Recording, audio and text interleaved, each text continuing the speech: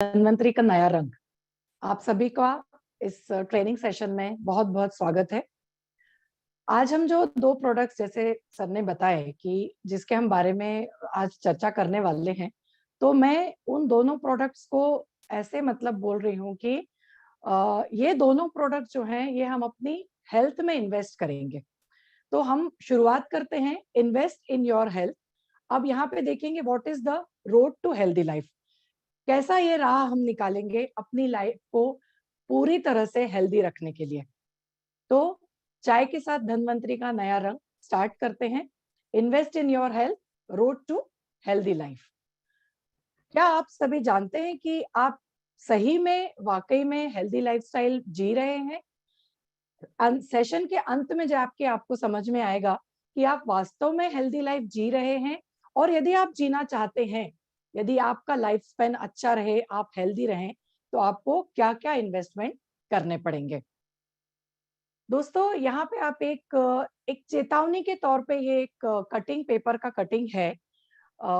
ये एक नेशनल मतलब बेंगलुरु में एक institute of cardiovascular sciences and research के जो डायरेक्टर हैं, उन्होंने एक कॉन्फ्रेंस में ये स्टेटमेंट दिया था। हेल्दी मेडिकॉन 2022 में जो अभी हुआ था मई में, 21 और 22 मई को ये 2 दिवसीय सम्मेलन हुआ था, जिसमें भारत के बहुत सारे कार्डियोवास्कुलर्स और दूसरे बहुत सारे हृदय रोग विशेषज्ञ यहाँ पे मौजूद थे। तो वहाँ के जो डायरेक्टर थे, उन्होंने ये एक स्टेटमेंट दिया है जो कि एक बहुत वार्निंग वाला स्टेटमेंट है। जैसे कि भारत में उन्होंने क्या बोला, भारत में 2030 तक होगी दुनिया में सबसे अधिक हार्ट अटैक से होने वाली मौत।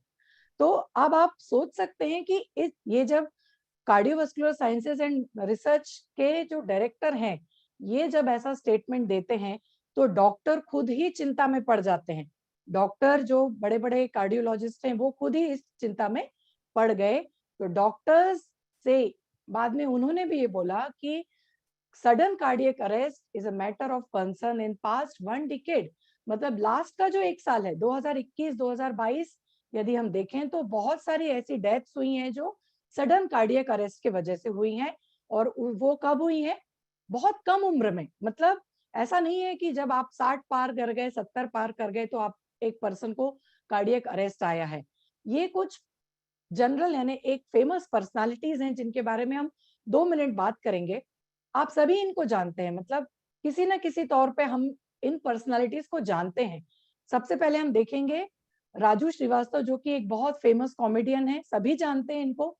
वो बहुत दिनों तक सफर करते रहे और उनका भी जो ट्रेडमिल पे इनको कार्डियक अटैक आया। ट्रेडमिल मतलब जो एक्सरसाइज करने वाली ये है इंस्ट्रूमेंट है, इस पे इनको हार्ट अटैक आया और फिर ये करीब महीना भर अस्पताल में रहे और फिर फाइनली उनको उनकी डेथ हो गई।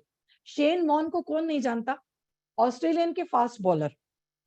इनका भी इन्होंने जो ऐसा एक डाइट प्रोग्राम लिया था जिसमें ये फ्लूइड पे थे, लगभग 15 दिन इनका जो डाइट प्रोग्राम चला ये फ्लूइड पे था। सिर्फ जो मतलब जूसेस हैं या फिर जो पानी है, इस तरह के इनके डाइट प्रोग्राम चल रहे थे। उनका भी क्या हो गया, 52 साल की उम्र में, प्लेयर जो कि एक फिटनेस अपने आप में रखता है, 52 साल की उम्र में उनका हार्ट अटैक हुआ।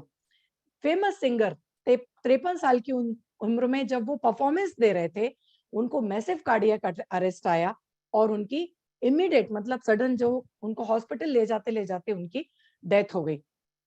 सिद्धार्थ शुक्ला एक बहुत ही शानदार कलाकार, टीवी के शानदार कलाकार, सिर्फ 40 साल की उम्र में हार्ट अटैक की वजह से उनका देहांत हो गया।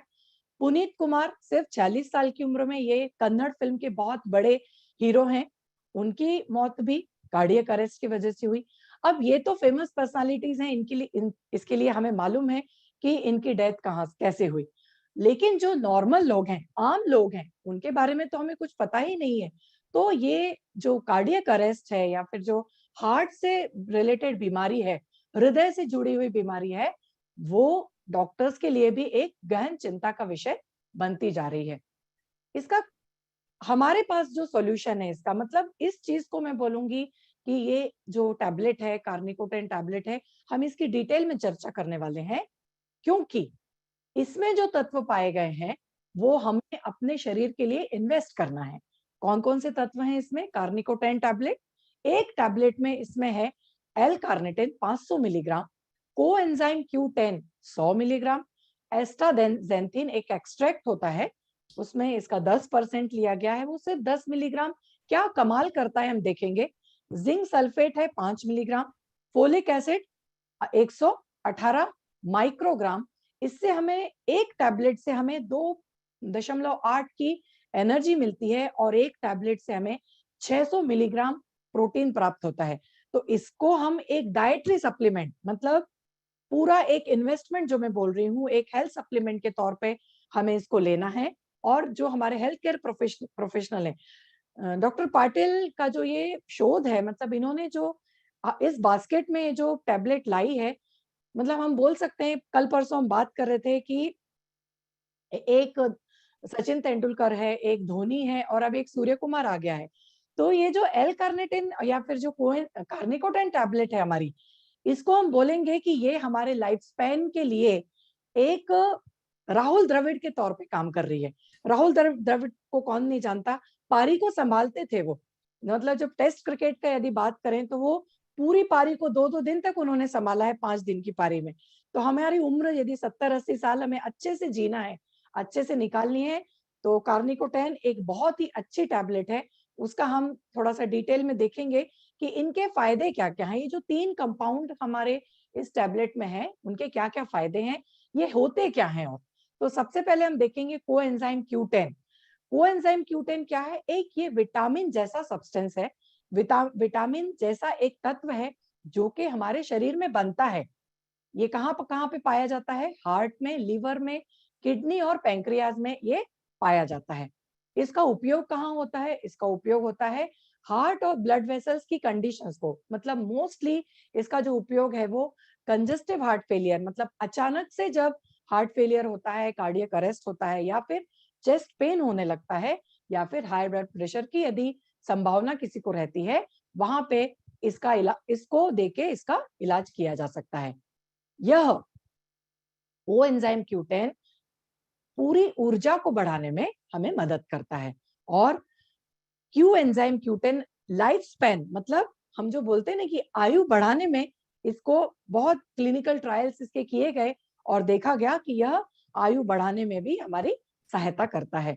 इसका जो लेवल है वो सबसे ज्यादा कब होता है? 20 साल की उम्र में। मतलब यदि जो हमारा नेचुरल जो ये सब्सटेंस है हमारे शरीर में बन रहा है, इसका सबसे ज्यादा लेवल कब होता है? 20 साल की उम्र में। तो जैसे जैसे उम्र बढ़ती है, वैसे वैसे नेचुरली, ये नेचुरल सब्सटेंस है, जैसे जैसे उम्र बढ़ेगी इसकी जो कम, इसकी शरीर में कमतरता हमें दिखाई देने लगेगी। तो एक्सटर्नली हम इसको यदि लेते हैं तो ऑब्वियसली हम अपनी एक हेल्दी लाइफ जी सकते हैं। दूसरा जो सब्सटेंस है वो क्या है? L carnitine. एल कार्निटिन भी एक नेचुरल केमिकल है जो हमारे शरीर के ब्रेन में, लिवर में और किडनी में पाया जाता है, या फिर वहां पे उसका उत्पादन होता है। एल कार्निटिन सबसे ज्यादा इंपॉर्टेंट है हमारे हार्ट के लिए और ब्रेन फंक्शन के लिए, मसल्स की मूवमेंट के लिए और दूसरे जो हमारी शरीर की संचालना के लिए बहुत ज्यादा ये जरूरी है। यह कहाँ कहाँ उपयोगी है? सबसे पहला जो इसका काम है वो क्या है? जो हमारे शरीर का जो फैट है उसको ये कन्वर्ट करता है हमारी शरीर के ऊर्जा देने के लिए।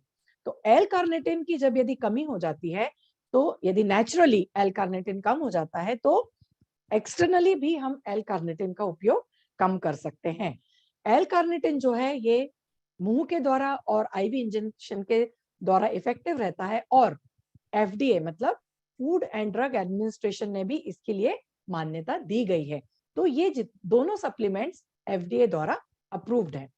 तीसरा जो आता है एस्ट्राजेंथिन। एस्ट्राजेंथिन जो है यह एक लाल कलर का पिगमेंट होता है जो कि सब कैरोटीनॉइड फैमिली होती है केमिकल्स की, उसके लिए इसको बिलोंग करता है। यह नेचुरली पाया जाता है कुछ एल्गीज, मतलब जो शैवाल में, और कुछ सी फूड जो होते हैं उनमें ये पाया जाता है।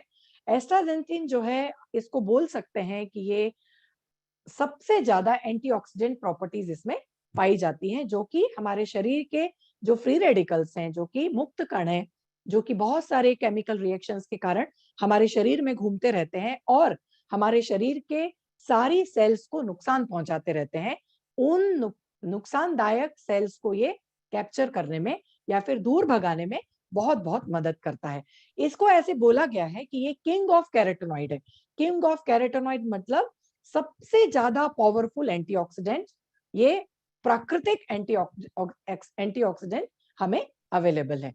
एंटीऑक्सीडेंट के बेनिफिट्स हैं मस्तिष्क के लिए, हार्ट की हेल्थ के लिए, शरीर की ताकत बढ़ाने के लिए, ऊर्जा बढ़ाने के लिए, और सबसे ज्यादा उपयोग इसका होता है फर्टिलिटी बढ़ाने के लिए। इन तीनों का इस्तेमाल हमने अपनी कार्निकोन 10 टैबलेट में किया गया है। थोड़ा सा डिटेल में इसमें हम देखेंगे क्यू एंजाइम Q10। यह एक न्यूट्रिएंट है जो कि नेचुरली हमारी बॉडी में पाया जाता है। अब ये कहाँ पाया जाता है? माइटोकॉन्ड्रिया नामक जो हमारी कोशिका होती है, उसका ये एक अवयव है। माइटोकॉन्ड्रिया क्या है? माइटोकॉन्ड्रिया बोला जाता है, माइटोकॉन्ड्रिया का दूसरा नाम है power house of our body. हमारे शरीर का ऊर्जा बनाने का यह एक पावर हाउस है। हमारे हर कोशिका में माइटोकॉन्ड्रियल सेल्स पाए जाते हैं।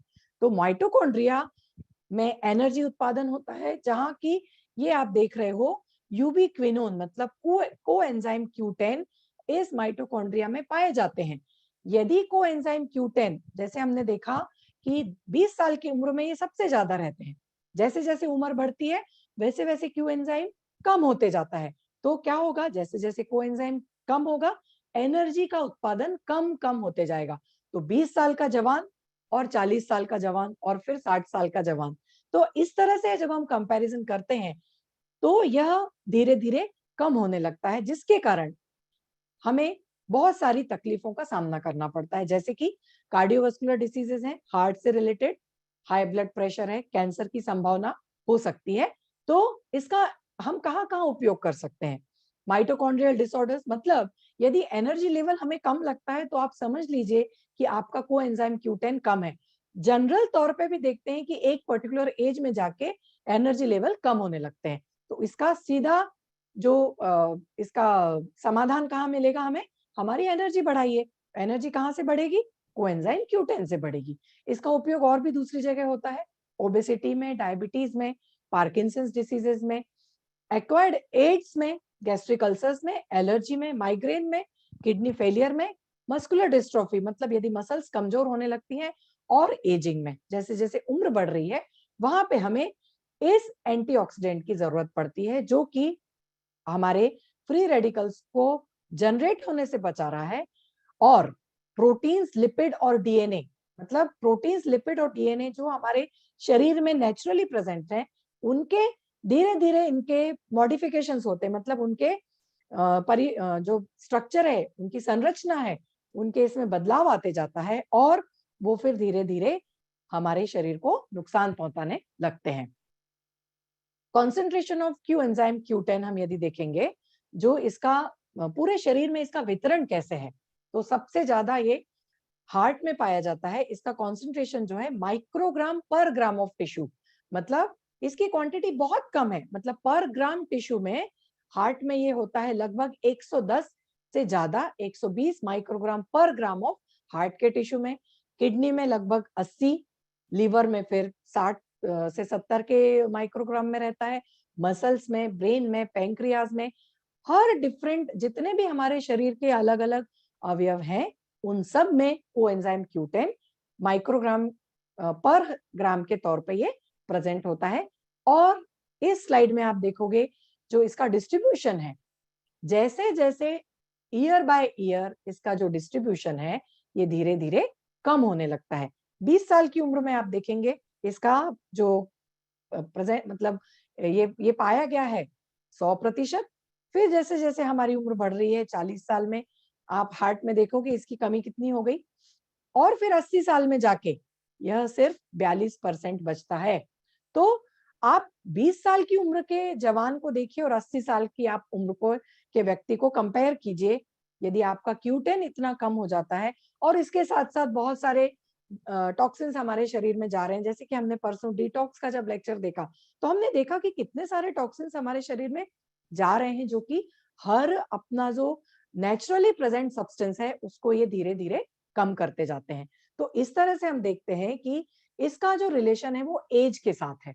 जैसे जैसे एज बढ़ रही है वैसे वैसे हमारे शरीर में से CO-Q10 धीरे धीरे कम होते जा रहा है। और ये जो है इस पूरे साइकिल को डिस्टर्ब करता है। कैसे डिस्टर्ब कर रहा है? कहां कहां पे इसको हम उपयोग कर सकते हैं? 200 मिलीग्राम एक्स्ट्रा स्ट्रेंथ ये हमारे शरीर में देता है जब हम इसको हम लेते हैं। हर पोषण तक जो हम खाते हैं यह जो है Q10 हमारे शरीर में एब्जॉर्प्शन बढ़ाने लगता है। कहां कहां पे इसका उपयोग हम देखते हैं? न्यूरोलॉजिकल में, हेल्दी ब्रेन फंक्शन को चलाने में, अलर्टनेस में, स्ट्रेस में और माइग्रेन के प्रिवेशन में। एनर्जी जैसे मैंने बताया माइटोकॉन्ड्रिया में ही पाया जाता है जो कि पावर बॉक्स है हमारे शरीर का, उसको बढ़ाने का काम करता है।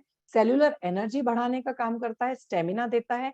और एक्सरसाइज की कैपेसिटी और एंड्योरेंस मतलब जो ताकत जो एथलीट्स हैं या फिर जो दूसरे कार्य करने में जो हमें सहायता मिलती है उसमें इसकी कैपेसिटी बढ़ाता है। वेट को मैनेज करता है, हेल्दी वेट को मैनेज करता है। इन्फ्लेमेशन जहां जहां पे हमें सूजन की दिक्कत आती है, जैसे कि हमारे जो जॉइंट्स हैं वहां पे हमें सूजन आती है, जहां पे तकलीफ होने लगती है, वहां के इन्फ्लेमेशन को ये कम करता है। एक एंटी एजिंग के तौर पे काम करता है, स्किन की हेल्थ अच्छी रखता है। एक फ्यूल देता है हमारे शरीर को, जो पेट्रोल चाहिए हम जिसको बोल सकते हैं एनर्जी के लिए।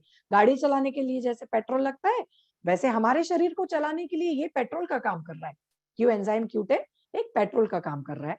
ओवरऑल मतलब क्या है? हमारे पूरे बायोलॉजिकल क्लॉक, हमारी जो संरचना है उसको अच्छे से चलाने के लिए हमें Q10 की जरूरत है।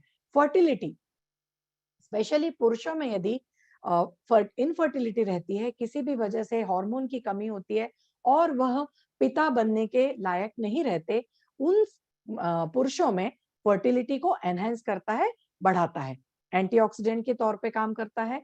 और कार्डियोवास्कुलर, ये बहुत इंपॉर्टेंट है। कार्डियोवास्कुलर में जो सपोर्ट ये हमें दे रहा है, ब्लड प्रेशर कम कर रहा है, ब्लड सर्कुलेशन को बढ़ा रहा है, हार्ट को वाइटलिटी दे रहा है। और कोएंजाइम Q10 जो है ये डिप्लीट मतलब नॉर्मली तौर पे क्या होता है कि जब एक एक ऐसा समय आता है कि जब हमारे कोलेस्ट्रॉल मतलब जो कोलेस्ट्रॉल डिपोजिशन होता है मतलब LDL, लो डेंसिटी लिपोप्रोटीन, जब हमारे शरीर में बढ़ता है तो फिर हमें डॉक्टर्स दवाइयां देते हैं। इन दवाइयों में मतलब जो फेमस दवाइयां हैं वो क्या है? स्टैटिन ग्रुप उसको बोलते हैं। एटोरवेस्टेटिन, रोजुवेस्टेटिन, आप यदि देखोगे अपनी जो भी ब्लड प्रेशर या फिर जो कोलेस्ट्रॉल कम करने की दवाइयां होंगी उसमें आप देखोगे दो फेमस मॉलिक्यूल रहते हैं, एटोरवेस्टेटिन और रेजोवेस्टेटिन। तो रेजोवेस्टेटिन और जो ये दोनों दिए जाते हैं ये हार्ट अटैक को प्रिवेंट करने के लिए दिए जाते हैं। लेकिन जब इन दवाइयों का इस्तेमाल कंटिन्यूअस होता है तब जो स्टेटिन जो है ये हमारी जो मस्कुलर या फिर जो मसल्स हैं हमारे हार्ट की उनको धीरे धीरे ये कमजोर करते जाते हैं। तो यदि मसल्स हमारे कमजोर हो गए हार्ट के तो फिर धीरे धीरे हमारा हार्ट पूरी तरह से कमजोर होता जाएगा। तो ये साइड इफेक्ट है स्टेटिन ग्रुप का।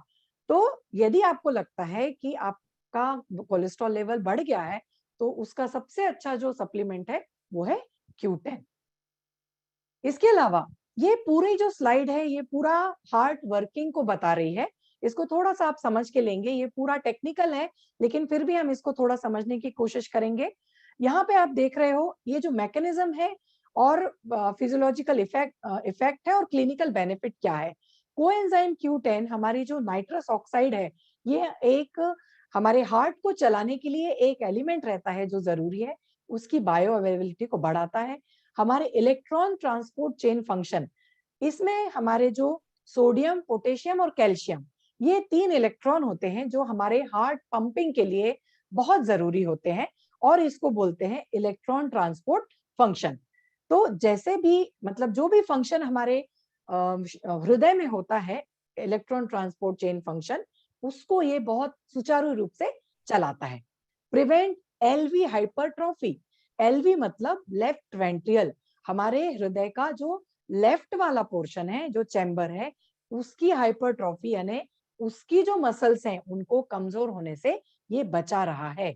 और चौथा जो एक बहुत इंपॉर्टेंट काम है वो है एलवी फिब्रोसिस।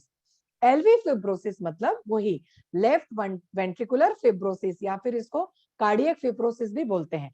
जैसे हमने पल्मोनरी फिब्रोसिस देखा, मतलब क्या, जो हमारी हार्ट की मसल्स हैं, एलवी फिब्रोसिस यानी हमारे जो लेफ्ट वेंट्रिकुलर की मसल्स हैं वो थिक हो जाती हैं, और जैसे ही मसल्स थिक हो जाती हैं वो अपना काम करना धीरे धीरे बंद कर देती हैं।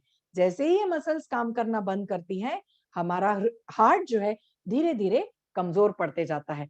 तो वो एंजाइम Q10 जो है वो हमें क्या क्या कर रहा है, हमारा जो सिस्टोलिक फंक्शन है वो बढ़ा रहा है, हमारी जो मसल्स है एंडोथेलियल फंक्शन है उसको बढ़ा रहा है, एथेरोस्क्लेरोसिस मतलब जो एलडीएल है, बैड कोलेस्ट्रॉल है, उसको कम कर रहा है, और जो इन्फ्लेमेशन मतलब जो सूजन आ गई है उसका जो बर्डन है हमारे हार्ट पे उसको ये कम कर रहा है। उसके बेनिफिट्स क्या हैं? ऑब्वियसली हमारे जो हृदय की है वो उम्र बढ़ेगी, हॉस्पिटलाइजेशन कम होगा, हमारी हेल्थ की क्वालिटी बढ़ेगी, और हमारा जो पूरा ओवरऑल फंक्शनल स्टेटस है शरीर का वो अपने आप बढ़ते जाएगा, इंप्रूव होते जाएगा। तो ये क्यू एंजाइम Q10 जो है ये कहाँ कहाँ पे हमें काम आ रहा है? हमारे डायबिटिक न्यूरोपैथी में काम आता है कि कीमोथेरेपी इंड्यूस्ड जो न्यूरोपैथी है हम आगे देखेंगे, अल्कोहल इंड्यूस्ड न्यूरोपैथी है उसको काम, न्यूरोपैथी मतलब जो मतलब नर्वस तंत्र से रिलेटेड यानी कि तंत्रिका तंत्र से रिलेटेड जितने भी प्रॉब्लम्स है उनमें काम आता है, और नर्व नर्व पेन में काम आता है, और न्यूरो प्रोटेक्टिव एजेंट के तौर पे भी ये काम करता है। जिंक जो है इसमें एक और इंग्रेडिएंट है जिंक और फोलेट। जिंक हमारे लिए एक ट्रेस एलिमेंट का काम करता है जो कि हमारी ह्यूमन हेल्थ के लिए जरूरी है। फोलेट विटामिन B9 के तौर पे काम करता है जो कि डीएनए और आरएनए को और प्रोटीन मेटाबॉलिज्म को बहुत बहुत इंपॉर्टेंस देता है।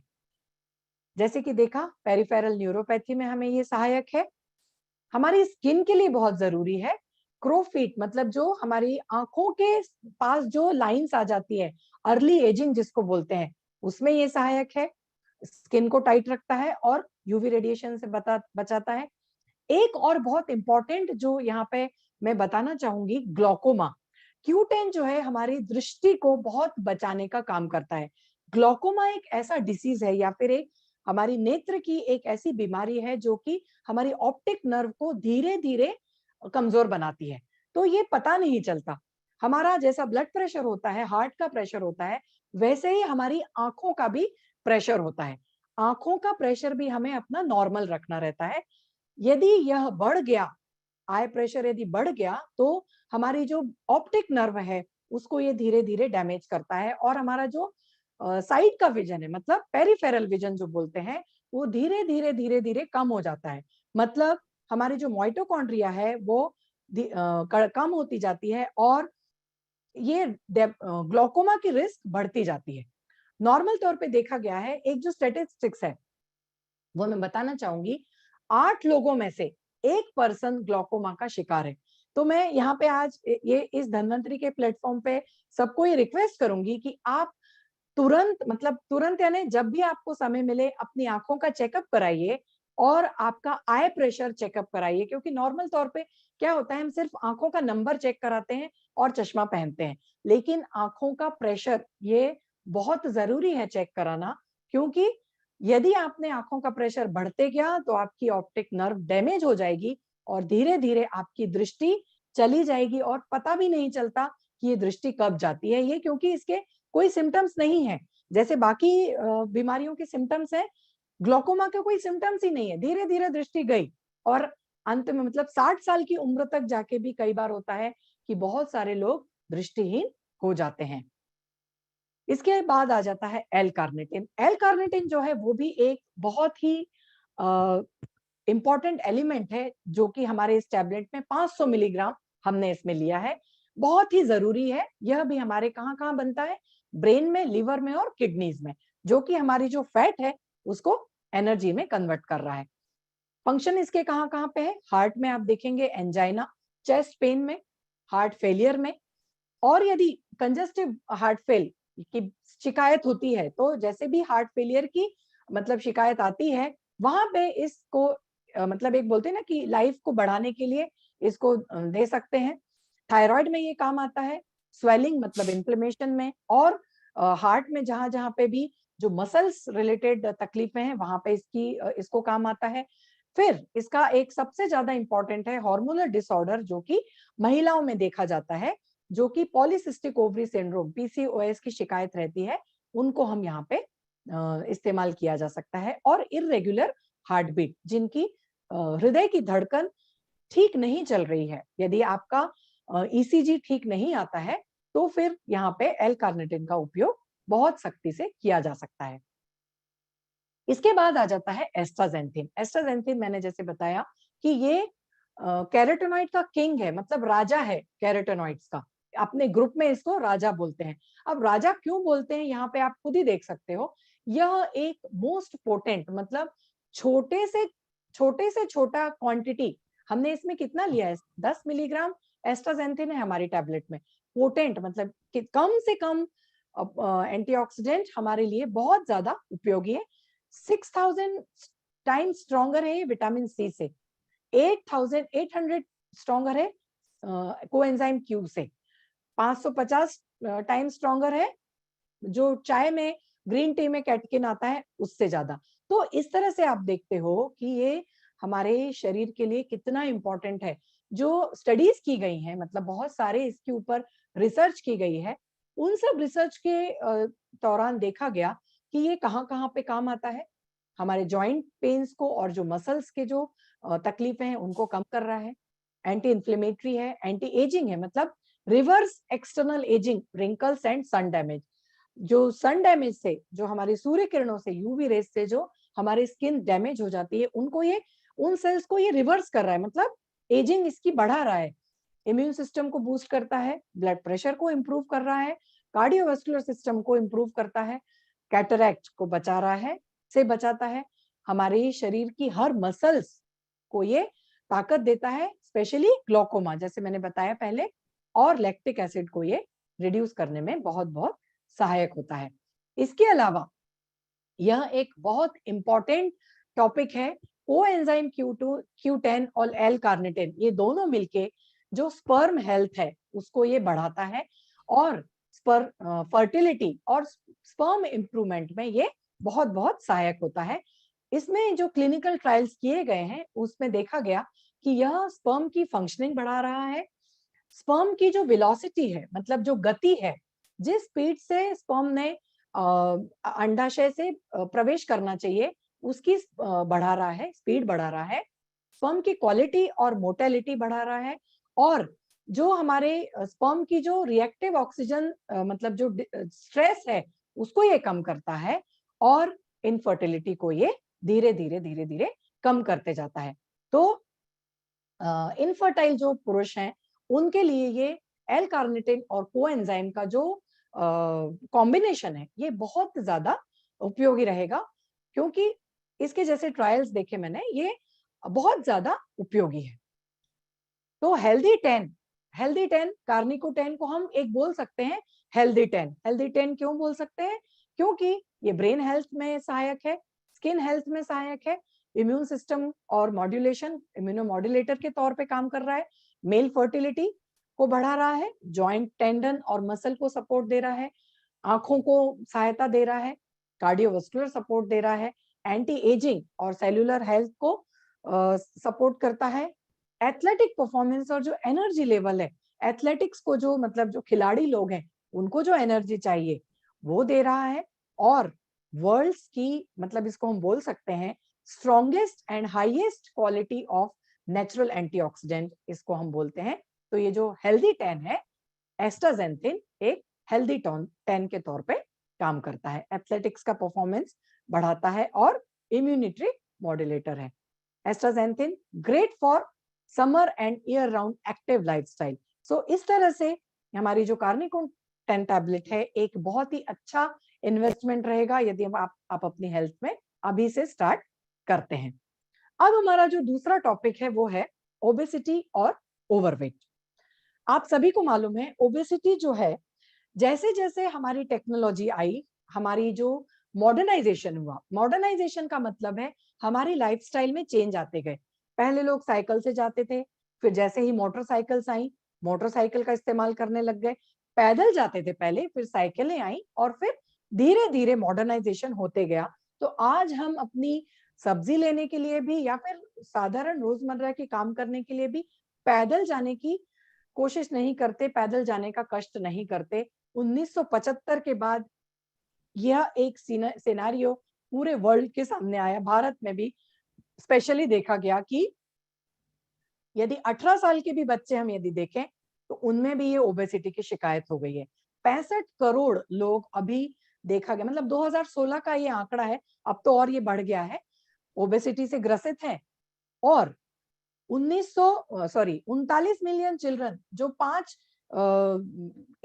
मतलब 5 साल की कम उम्र के हैं, वो भी, मतलब ये 2020 में हमने देखा 340 मतलब मिलियन, मतलब 34 करोड़ बच्चे, और जो 5 से 19 साल की उम्र के बच्चे हैं, वो उनमें भी ओबेसिटी आ गई है। मतलब ये आप सोचिए कि ये बच्चे यदि अभी से ओबेसिटी कैरी कर रहे हैं, तो आगे जाके इनके क्या हाल होने वाले हैं। मतलब हर तरह की बीमारियों से ये ग्रसित रहेंगे। तो ओबेसिटी, मोटापा या ओवरवेट, क्या इसको हम बचा नहीं सकते? क्या इसमें हम इन्वेस्ट नहीं कर सकते, अपनी हेल्थ को बढ़ा नहीं सकते? क्यों नहीं कर सकते? निश्चित तौर पे कर सकते हैं। अब ओबेसिटी है क्या? जैसे आप इस चित्र में देख रहे हो, यह एक एक्सेसिव फैट एक्यूमुलेशन है। मतलब जो लाइफस्टाइल के कारण हुआ है, ओवरवेट या फिर ओबेसिटी, एक्स्ट्रा फैट, हमारे शरीर में फैट जरूरी है, लेकिन जब यह एक्सेसिव हो जाता है, तब आप देख सकते हो कि ये कहाँ-कहाँ पे डिपॉजिट होता है। हम सभी इस बीमारी ही बोल सकते हैं इसको, इस बीमारी से ग्रसित होते हैं। जो लगभग 40-45 साल की उम्र में जाके आप देखेंगे, हर पुरुष का पेट बाहर निकला हुआ है। बच्चों में आप देखिए इस तरह की ओबेसिटी आ गई है। महिलाएं भी बहुत कम परेशान नहीं है इन चीजों से। आप चाहते हैं कि बहुत अच्छे दिखें, सुंदर दिखें, स्लिम एंड ट्रिम दिखें, लेकिन मोस्टली 50% महिलाएं कुछ इस तरह से दिखती हैं। फिर प्रॉब्लम आता है कि अब हम अच्छे कपड़े नहीं पहन सकते, खूबसूरत नहीं दिख सकते, तो क्या किया जाए? तो इसका जो एक सीधा साधा कैलकुलेशन है, ये सर ने मुझे बताया था एक्चुअली। इसकी जो टेक्निकल डेफिनेशन क्या है, पर्सन का वेट किलोग्राम में divided by square of his height in metre, इसको बोलते हैं बॉडी मास इंडेक्स। ये एक सिंपल, आप देखेंगे तो अपना बॉडी मास आप चेक कराइए, तो आपको समझ में आ जाएगा कि आपको सच में आप ओवरवेट हो या फिर आप हेल्दी वेट रखते हो। तो यहाँ पे एक ये जो चार्ट दिया गया है, यह हेल्दी वेट है। आपका बॉडी मास यदि 18 से 24 के बीच में है तो आप हेल्दी वेट हो, 24 से 29 के बीच में है तो आप ओवरवेट हो, 30 से 34 है तो आप इसमें भी टाइप आ गए, ओबेसिटी टाइप 1, 35 से 39 में ओबेसिटी टाइप 2, और मोर देन 40 ओबेसिटी टाइप 3। और यदि आप 18 से कम हो तो आप अंडरवेट हो। तो अंडरवेट भी नहीं रहना है और ओबेसिटी भी नहीं रखनी है। तो इन सब चीजों को ध्यान में रखते हुए यहाँ पे फिर वही एक मैं कहूंगी कि आज ही जाके जब भी आपको समय मिले, आप अपना बीएमआई चेक कराइए। मतलब सिंपल इसका फॉर्मूला है, वो है हाइट इन इंचेस और हमारा वजन उसका किलोग्राम में। तो जो कॉमन हेल्थ कॉन्सिक्वेंसेस है, मतलब यदि आप ओवरवेट हो और यदि आप ओबेसिटी से ग्रसित हो, तो आपको क्या क्या प्रॉब्लम हो सकती हैं। किसी भी पर्सन को यदि वो ओवरवेट है, आपका बीएमआई बढ़ा हुआ है, आप किसी भी कैटेगरी में आ सकते हो, ओबेसिटी टाइप 1, टाइप 2, टाइप 3। तो आप बहुत सारे नॉन कम्युनिकेबल डिसीजेस, मतलब बहुत सारे शरीर के जो हमारे वाइटल ऑर्गन्स हैं, वो इन सब मतलब ओबेसिटी के कारण इन सब जो हमारे वाइटल ऑर्गन्स हैं, ये मेल फंक्शनिंग में आ सकते हैं। मतलब वो अपना काम सुचारू रूप से नहीं करेंगे। सबसे पहले आ जाता है कार्डियोवास्कुलर डिसीज। अगेन वही बात आ गई, हार्ट डिसीज एंड स्ट्रोक। यदि आप वजन ज्यादा है तो वो सबसे ज्यादा इफेक्ट कहाँ पे लाता है, हमारे हार्ट के लिए। उसके बाद उस दूसरा जो डिसीज आता है वो है डायबिटीज। बहुत सब लोगों को मालूम है डायबिटीज क्या होता है, ज्यादा शुगर। लेकिन यह क्यों हो रहा है, उसका एक कारण ओवरवेट और ओबेसिटी भी है। मस्कुलो स्केलेटल डिसऑर्डर, स्पेशली हमारी जो मसल्स हैं और जो हमारे बोन्स हैं, स्केलेटल सिस्टम है, हमारा जो हड्डी सिस्टम है, स्पेशली और ऑस्टियोआर्थराइटिस इससे होने लगता है। हाईली डिसेबलिंग डीजनरेटिव डिसीज, यह सिर्फ कैल्शियम की कमी से नहीं होता, यह ज्यादा वजन होने से भी होता है, क्योंकि हमारे जो घुटने हैं और हमारे जो एड़ी की जो हड्डियां हैं, वो आप सोचिए कि कितना वजन उठाएंगे। उनकी भी कैपेसिटी है, कितना वजन वो आप कैरी करने को उनको लगाते हो। जब आप खड़े होते हो तब आप सोचिए कि हमारी जो घुटने की हड्डियां हैं और हमारी जो एड़ियों की हड्डियां हैं, वो कितना वजन कैरी करती हैं। तो इस तरह से आप सोचिए इस बारे में। और कुछ कैंसर्स की भी संभावनाएं रहती हैं, जैसे कि गर्भाशय का कैंसर, एंडोमेट्रियल मतलब मसल्स में कैंसर, ब्रेस्ट कैंसर स्पेशली महिलाओं में देखा गया है, ओवेरियन मतलब गर्भाशय का कैंसर, प्रोस्टेट का cancer, liver, gall bladder, kidney और आंतों का कैंसर भी इससे पॉसिबल है। Risk of this non communicable diseases increases with increase BMI. यदि आपका बेसिक मेटाबॉलिक इंडेक्स बीएमआई ज्यादा है तो यह पॉसिबिलिटी है आपको इनमें से कोई भी रोग हो सकता है। चाइल्डहुड ओबेसिटी भी बहुत हायर चांसेस हैं। क्या क्या हो सकता है? Premature death and disability in adulthood, मतलब जब बच्चा बड़ा होता है, एडल्ट में जाता है, वहां पे उसको तकलीफें, वहीं से तकलीफें होना स्टार्ट हो जाती हैं। Obese children experiencing breathing difficulties, मतलब सांस लेने में उनको बचपन से ही तकलीफ होने लगती है, फ्रैक्चर की तकलीफ होने लगती है, हाइपरटेंशन, बचपन से ही हाई ब्लड प्रेशर की बीमारी शुरू हो जाती है। यह अर्ली मार्कर है, मतलब यदि पर बच्चा आपका ओबेज है तो ये एक मार्कर है, ये एक सिम्टम है कि इसको आगे जाके हार्ट प्रॉब्लम हो सकता है, इंसुलिन रेजिस्टेंस हो सकता है, और बहुत सारे मनोविकार इफेक्ट इसके ऊपर आने लगते हैं, क्योंकि यह बाकी के बच्चों जैसा काम नहीं कर सकता, दौड़ भाग नहीं कर सकता। तो बच्चों की लाइफस्टाइल भी आप देखिए, हम क्योंकि मॉडर्न होते जा रहे हैं, हमारी जो लाइफस्टाइल है वो मॉडर्निटी की तरफ बढ़ रही है।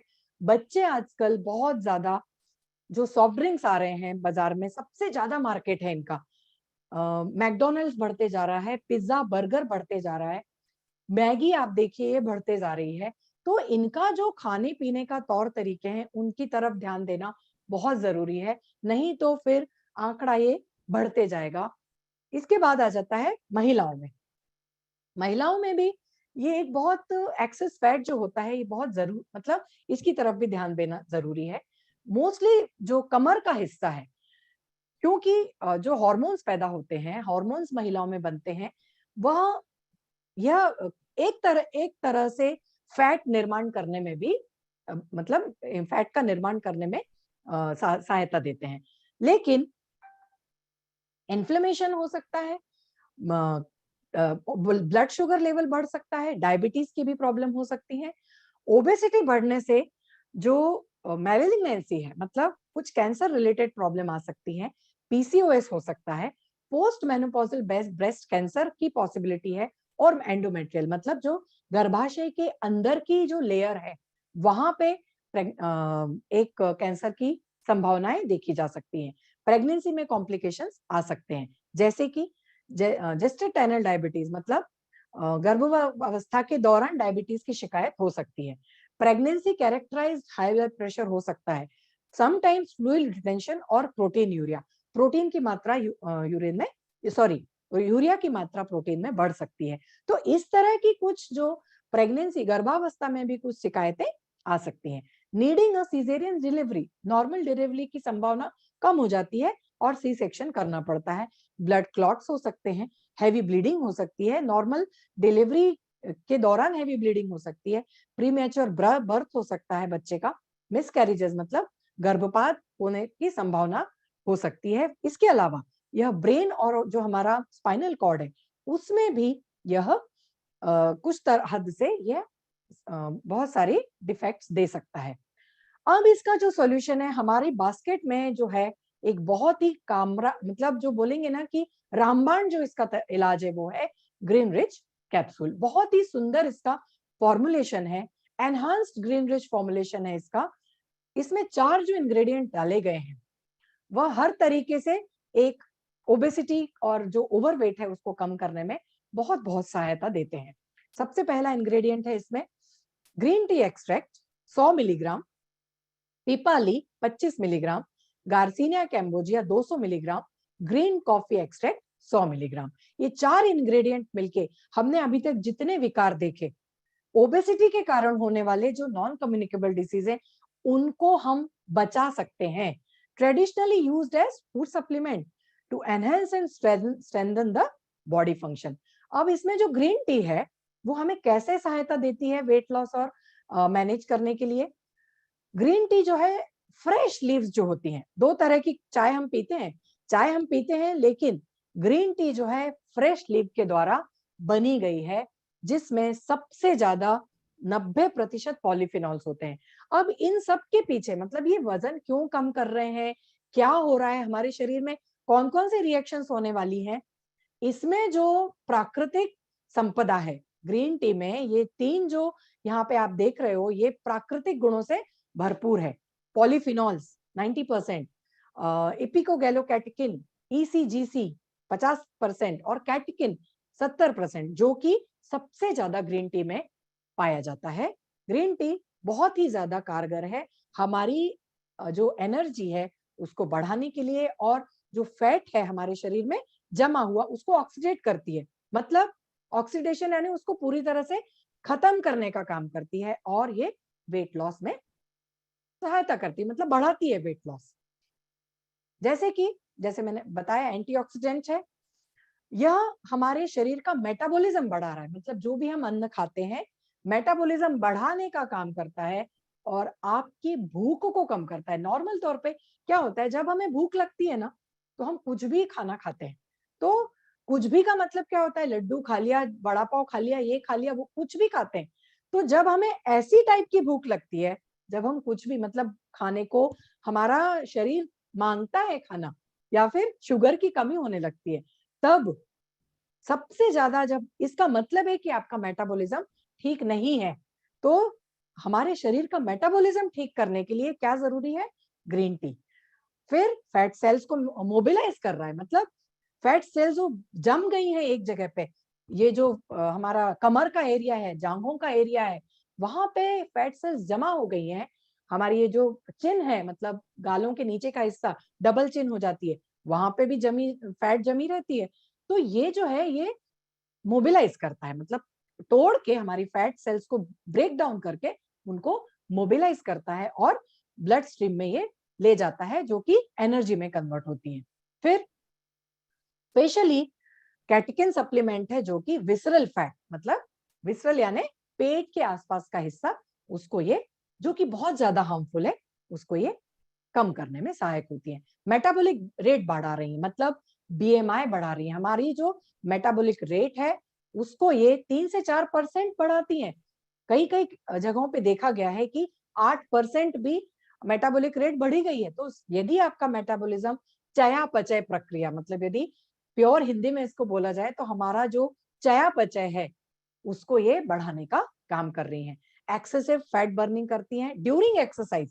इसको यदि आप एक्सरसाइज के मतलब आप यदि एक्सरसाइज करते हो या फिर आप सिर्फ चलते हो 30-45 मिनट सिर्फ चलते हो यदि, और आधे घंटे पहले यदि आपने एक ग्रीन रिच कैप्सूल खाई और उसके आधे घंटे बाद यदि आप एक्सरसाइज करते हो, तो देखा गया है कि फैट बर्निंग कैपेसिटी ज्यादा होती है। तो और स्ट्रॉन्गर आपको यदि एक्सरसाइज के दौरान आप इसको खाते हो तो ये बहुत अच्छी और ज्यादा अच्छे से मदद करेगी। तो ग्रीन टी जैसे देखा प्रमोट कर रही है। पिपाली जो है ये हमारी भूख और डाइजेशन, मतलब चयापचय प्रक्रिया को ठीक करने का काम करती है। स्टमक एक, पेट दर्द, हार्ट बर्न, मतलब जो एसिडिटी है, इंडाइजेशन है, गैसेस हो रही हैं, डायरिया या कोलेरा, उन सब में ये बहुत बहुत सहायक है। एंटी एजिंग के तौर पे काम करती है और सेल्स को पुनर्निर्माण का काम करती है। गार्सिनिया कैम्बोजिया ये बहुत जरूरी है हमारे इसके लिए, मतलब हम इसमें जो डाला गया है यह हमारी भूख को कंट्रोल करता है। इसमें जो एक इंपॉर्टेंट इंग्रेडिएंट है एचसीए, हाइड्रोसाइट्रिक एसिड, यह हमारी भूख को कम करता है। मतलब कम करता है मतलब कंट्रोल करता है। इसका मतलब ये नहीं कि हम खाना नहीं खाएंगे, हमें जो खाना है हमारे शरीर के लिए जितना जरूरी है हम उतना ही खाएंगे। एक्स्ट्रा खाना, एक्स्ट्रा कुछ भी खाना हमारे शरीर के लिए बहुत हानिकारक है। तो नॉर्मल तौर पे हम एक्स्ट्रा ही खाते हैं, भूख लगी खा लिया, कुछ भी अबर चबर खाते जाते हैं। तो ये जो तत्व है ग्रीन रिच में डाला गया है, ये हमारी भूख को कंट्रोल कर रहा है, ठीक है। ग्रीन कॉफी एक्सट्रैक्ट, जैसे हमें सबने देखा ग्रीन टी, वैसे ही ग्रीन कॉफी भी बहुत इंपॉर्टेंट है। ये भी 100 मिलीग्राम डाली गई है। इसमें जो तत्व हैं, ये इसमें रहता है क्लोरजेनिक एसिड। तो क्लोरजेनिक एसिड जो है, यह हमारे वेट को मैनेज करता है और बीएमआर मतलब basic metabolic rate, weight loss, blood sugar और इन्फ्लेमेशन को कम कर रहा है और फैट एक्यूमुलेशन को कम करने में सहायक होता है। तो एजिंग प्रोसेस को कम करता है।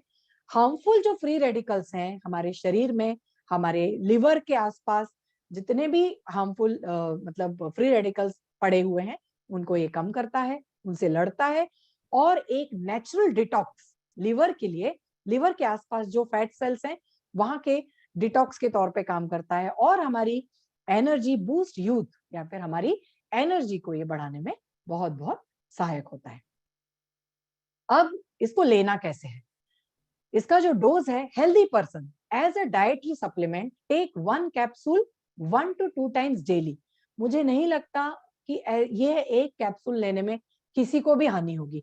यह एक इन्वेस्टमेंट के तौर पे आपको लेना है अपनी हेल्थ के लिए।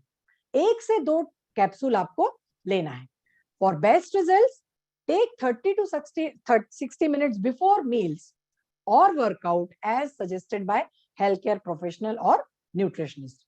और वेट लॉस, यदि नॉर्मल हेल्दी पर्सन, यदि आप जिंदगी भर अच्छा रहना चाहते हैं तो आप 1 या 2 कैप्सूल लीजिए। वेट लॉस आपको यदि करना है, यदि आपका वेट ज्यादा है, आपकी बीएमआई से आप चेक करेंगे कि आपका वेट कितना है। यदि आपका वेट ज्यादा है, आप यदि कौन सी कैटेगरी, ओबेसिटी की कैटेगरी में आते हैं, तो वेट लॉस के लिए हम 3 से 4 कैप्सूल्स ले सकते हैं 30 to 60 मिनट्स बिफोर मील्स।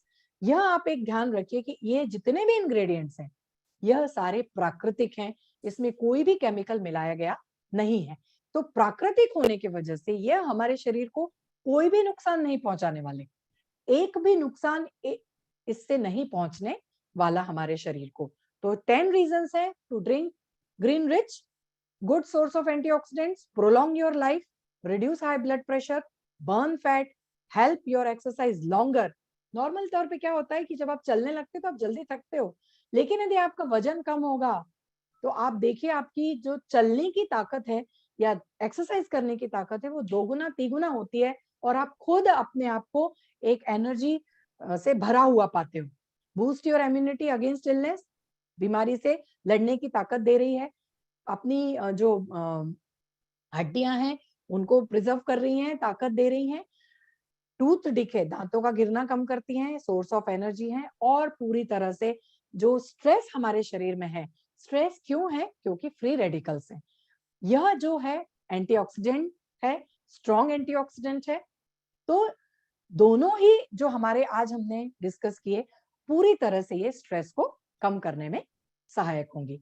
तो आप यहाँ पे देखोगे, एक और एग्जाम्पल मैं यहाँ पे देना चाहूंगी, राकेश झुनझुनवाला, जो कि एक बहुत मतलब उनको शेयर मार्केट का किंग कहा गया।